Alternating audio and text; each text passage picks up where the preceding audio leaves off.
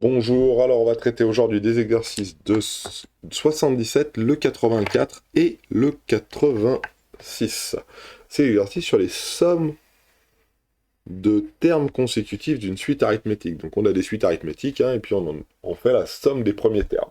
Donc regardez bien, on nous demande de faire dans le 77, c'est une suite arithmétique qui commence à 60 et dont la raison est moins 3. Donc ça fait 60, 57, 54, 51, etc. etc. Donc dans un premier temps, vu qu'on va nous demander des sommes, je vais déjà essayer de voir si je peux pas trouver la petite formule de terme général pour pouvoir calculer les valeurs de U0, U10, U43, machin chose et tout, de manière plus rapide. Et pour ça, je sais que c'est une suite arithmétique. Donc je sais que UN, c'est égal à U0, le premier terme que l'on a, plus n fois la raison. Voilà. Et ça, on a nos valeurs. UN, c'est égal à U0 qui fait 60, et n fois la raison c'est moins 3, donc ça fait 3 fois n. Très bien. Maintenant, il va me falloir S1. Et la première somme S1, c'est tous les termes qui vont de U0 à U10. Et là, ça fait 11 termes en tout. 11 termes en tout.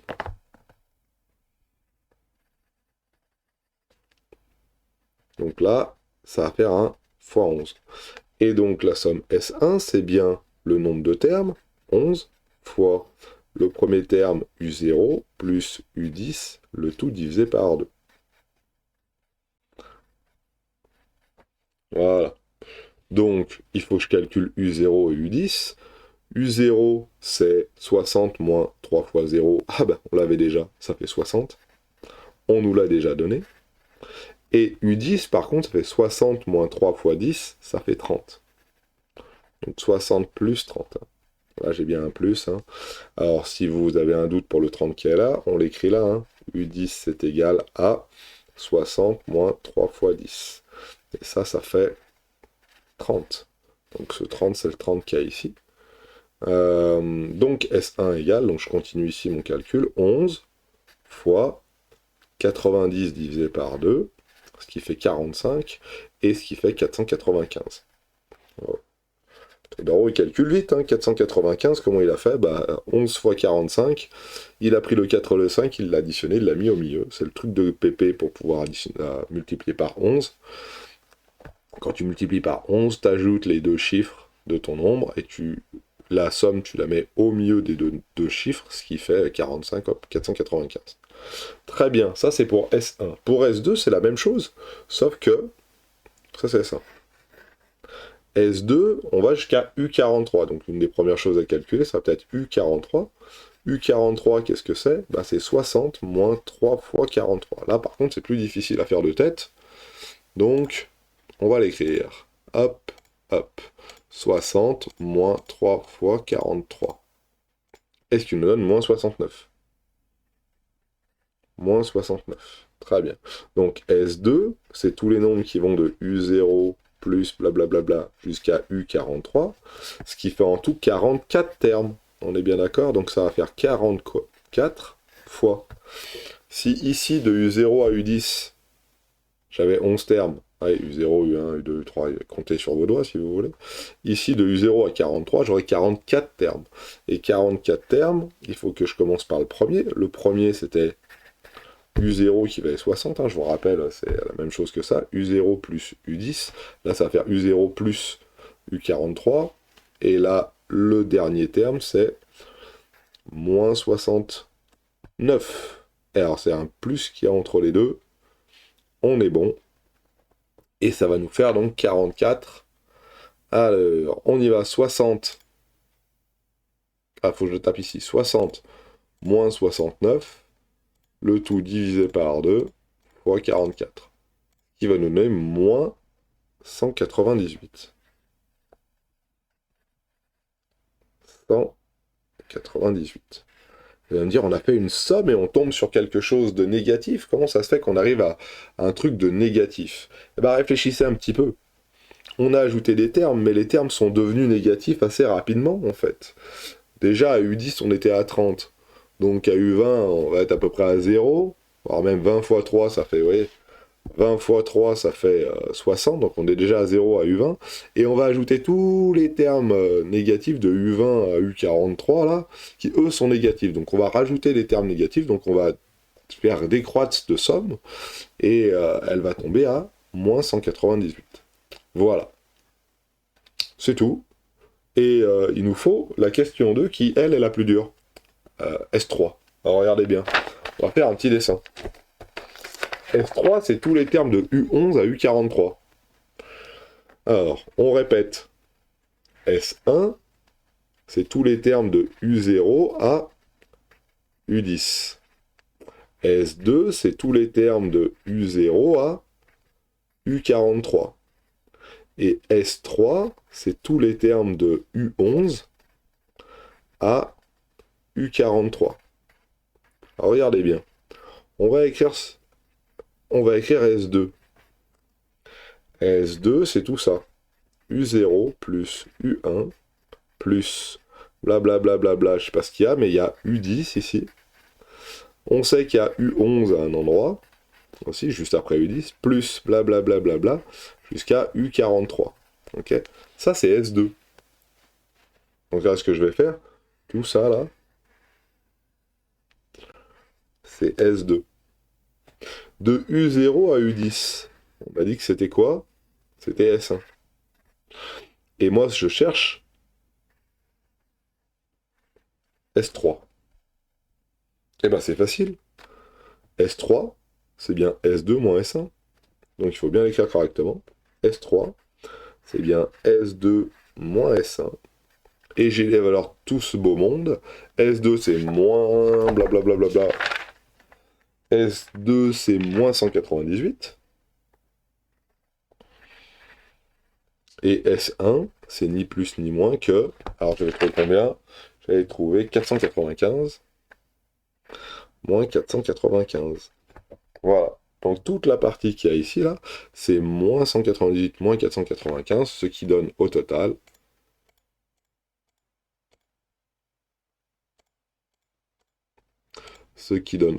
moins 673.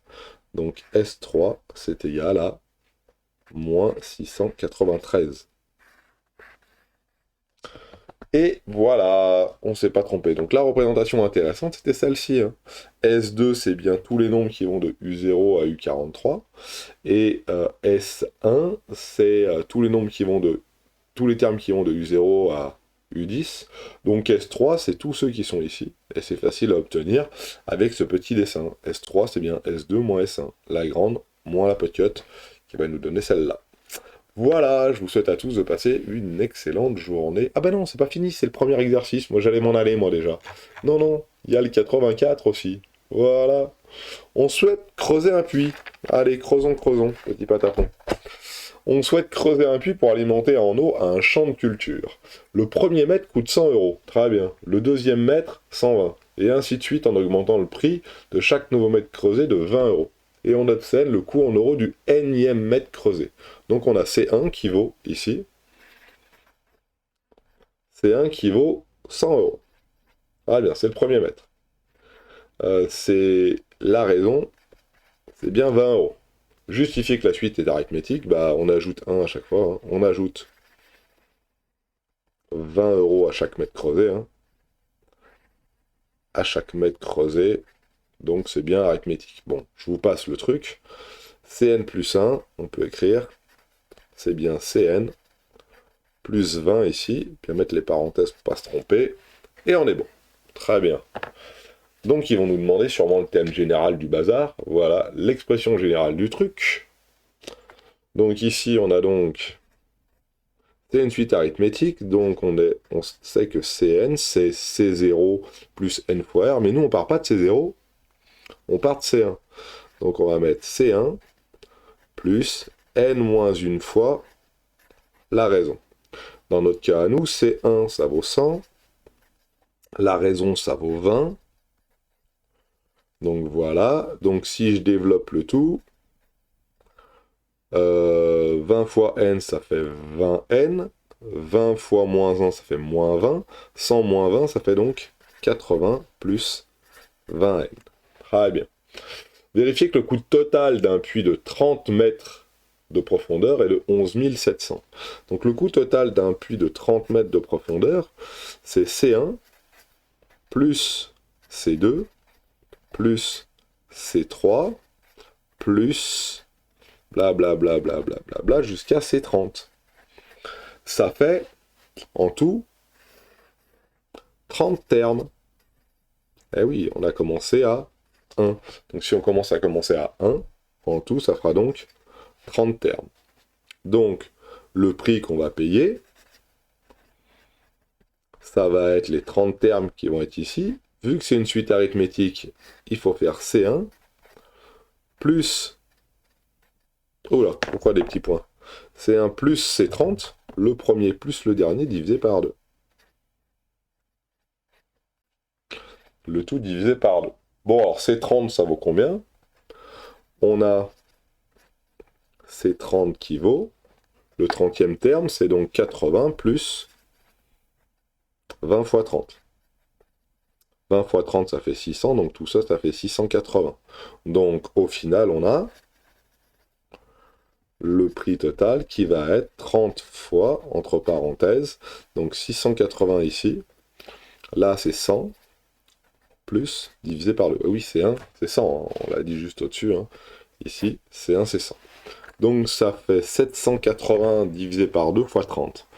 Donc, 30 fois 780, le tout divisé par 2, et regardez comment ça va bien, 11 700, c'est exactement ça, ce qui fait donc 11 700. Voilà, on a additionné les 30 premiers termes d'une suite arithmétique dont le premier terme était 100, et le dernier terme, le 30e terme était 680.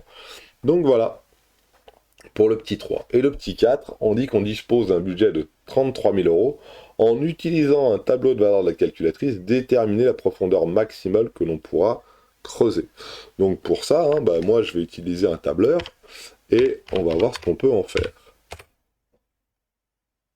Donc j'ai mis tout ça dans un petit tableur. Alors il dit tableur de la calculatrice, mais ça se fait pareil avec un tableur Excel, hein, c'est juste un peu plus long avec la calculatrice. Moi je préfère le faire avec le Excel, comme ça vous le voyez bien ici. On va passer en plein écran, on a 33 000. Alors comment j'ai fait tout ça?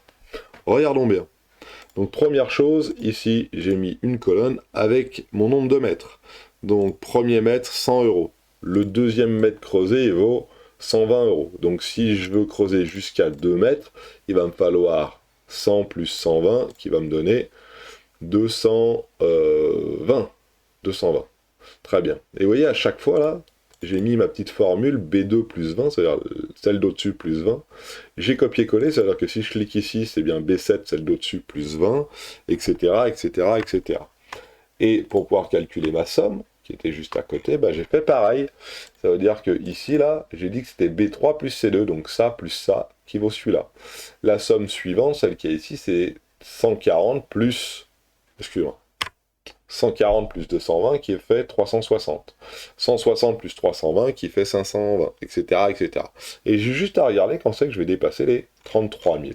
Donc, est-ce qu'on retrouve notre 11 700? Ouais, il est là, notre 11 700. Hein. Le 30e mètre, si on creuse un plus de 30 mètres, ça nous compte 11 700. Et rien que creuser le 30e mètre, ça nous coûte 700 euros, 680 euros. Ok, le 30e mètre nous coûte 680 euros, donc au total, ça nous aura coûté 11 700. Et 33 000, ça se trouve où? Ça se trouve par là. 32 860, on va pouvoir creuser un puits de 53 mètres. Voilà, ça c'est en utilisant le tableur. Donc ici, pour le petit 4, alors, la profondeur max, ça va être de 53 mètres. Après, en dessous, il faut rajouter un peu d'argent, pour la bonne et simple raison que ça va faire 34 200 et nous on a un budget de 33 000. Donc voilà, 33 860. On est bon. Et il ne nous reste plus que le 86. On se propose de construire un château de cartes selon le modèle ci-contre. Vous voyez mon beau château de cartes qui est ici. Et le but du jeu, c'est de combien de cartes on a utilisé si on a fait 10 étages. Alors moi, je vous invite à essayer déjà de commencer assez facilement. Avec un seul étage. Donc un seul étage, c'est celui-là. Alors, il est où mon commentaire? Le premier étage, c'est celui-là. Le deuxième étage, alors on va même dire que c'est ça comme ça. Donc premier étage et la 3 cartes, on est d'accord?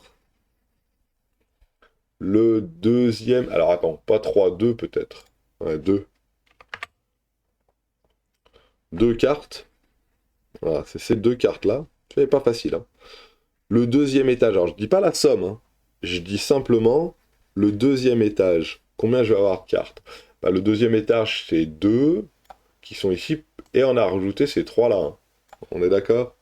Donc, entre guillemets, on a toujours... On rajoute 3 cartes à chaque fois.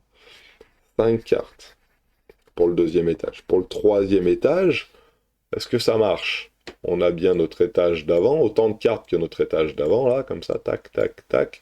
Et on a rajouté, donc, ça c'était l'étage d'avant, hein, et on a rajouté ces 3 cartes-là. Donc ça fait bien 8 cartes. Donc vous voyez que c'est une suite arithmétique, où à chaque fois on ajoute 3. Voilà. Alors la question c'est de savoir au 10e étage combien on a de cartes. Ça serait déjà pas mal. Alors le 10e étage, c'est simplement le 10e étage. C'est pas tout le jeu, hein. C'est pas tout ce qu'on a besoin. Alors, il faut calculer, entre guillemets, U10, sachant que U1, ça vaut 2. Donc, regardons. U1 égale 2. UN, c'est bien U1 plus N moins une fois la raison. Dans notre cas, nous, la raison, c'est donc 3. Donc, UN, c'est égal à 2 plus N moins une fois 3. Voilà, ce qui fait 3 fois N moins 1. Pourquoi ça fait moins 1? Bah 3 fois n. Celui-là, on l'a bien, hein, 3 fois n. Et après, on fait 3 fois moins 1, ça fait moins 3. Et 2 moins 3, ça fait moins 1. Donc voilà, donc ça, c'est mon nombre de cartes à l'étage n. Donc U0, on sait que ça vaut 2. U10, bah maintenant, à l'étage 10, on peut le faire. Hein, ça fait 30 fois 10 moins 1, ça fait donc 29 cartes. Et on veut additionner donc pour le petit 1, U0, plus blablabla, jusqu'à U10. Ça, c'est la somme que je cherche. Elle s'appelle cette somme. Donc, voilà. Et donc, ça fait combien de termes en tout? Alors, pas U0, excuse-moi. U1, je me suis trompé. Hein, on a commencé à compter à U1. On a commencé à compter à n égale 1 de cartes. Donc, voilà. C'est moi qui me suis trompé là. Donc, c'est bien U1. Donc, ça fait bien 10 termes. On est d'accord? Le premier terme, c'est U1, il vaut 2. Le deuxième terme, c'est 29 sur 2. Alors pourquoi ça marche pas? Qu'est-ce que j'ai fait comme boulette? Oui, parce que c'est 3. Non? Quoi? 1? Pourquoi ça marche pas? Si, ça va marcher. Qu'est-ce que je dis? Je pensais qu'il allait avoir une virgule. J'ai mal calculé. Je fais 31 divisé par 2. Ça va faire un nombre qui a 0,5. Mais fois 10, normalement, ça devrait se simplifier. Non, c'est moi, ça. Alors, ça fait 310. 31 fois 10 divisé par 2, 310, vers 155. Ouais, 155. Donc le nombre de cartes nécessaires ici, ça va faire donc 155. Alors je ne l'ai pas fait à la calculatrice, mais ça se fait assez rapidement, hein. 2 plus 29, ça fait 31. 31 fois 10, ça fait 310. Et 310 divisé par 2, ça fait 300 divisé par 2, ça fait 150. 10 divisé par 2, ça fait 5. Donc 150 plus 5, ça fait 155 cartes en tout. Donc il faut déjà, si vous voulez faire 10 étages, grosso modo, 3 paquets de cartes. 3 paquets de cartes de 54 cartes. Hein. Donc combien d'étages peut-on construire avec 1000 cartes? Et combien restera-t-il de cartes? Alors là, je comprends pas le combien restera-t-il de cartes. Ah si, combien d'étages on peut construire avec 1000 cartes et combien restera-t-il de cartes? Et bien de la même manière, on va rentrer ça à l'intérieur d'un tableur pour pouvoir voir jusqu'à quand la somme arrive à 1000, ou en tout cas dépasse 1000 ou est juste en dessous de 1000. Et pour ça, je vais reprendre mon tableur qui est ici, et je vais juste changer les termes initiaux. Donc pour n égale 1, j'avais dit que ici, ça valait 2. Voilà. J'ai dit que ma raison ici, ce n'était pas 20, mais c'était plutôt 3. À chaque fois, on ajoute 3 cartes à chaque fois. Voilà. Alors bien sûr, il faut que je copie-colle tout en bas. Ah, j'avais fait 68 termes, ça fait beaucoup. On a bien nos 29 cartes ici, on a bien nos 155 cartes en tout ici, et maintenant il faut voir à partir de où on passe 1000, okay, et on passe 1000 où? Ici à 950, donc on peut faire 25 étages. Le 25e étage sera composé de 74 cartes, et la totalité du nombre de cartes qu'on a besoin, c'est 950, et il restera 50 cartes. Donc si on écrit ça correctement à l'intérieur, ici, 27 étages. Alors le 27e étage, le 25e étage comporte, le 25e étage comporte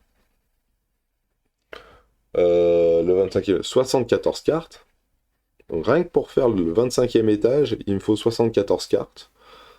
Voilà. Et le château comporte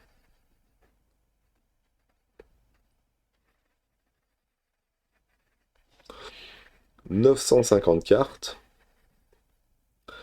Il restera 50 cartes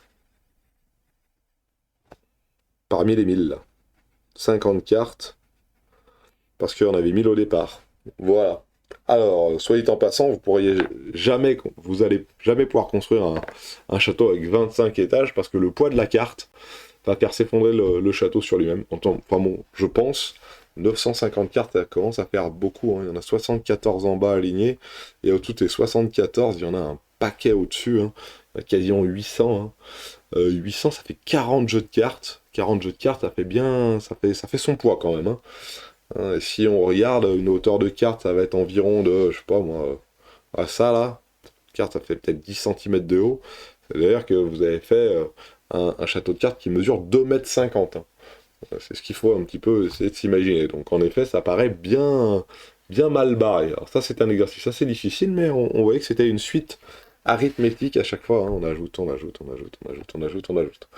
Et vous doutez bien que dans la série suivante de vidéos, on va passer aux suites géométriques, et de la même manière, on va faire des sommes de termes consécutifs, etc., etc., etc. Je vous souhaite à tous de passer une excellente journée, et je vous souhaite toute la réussite du monde. Voilà, bonne journée.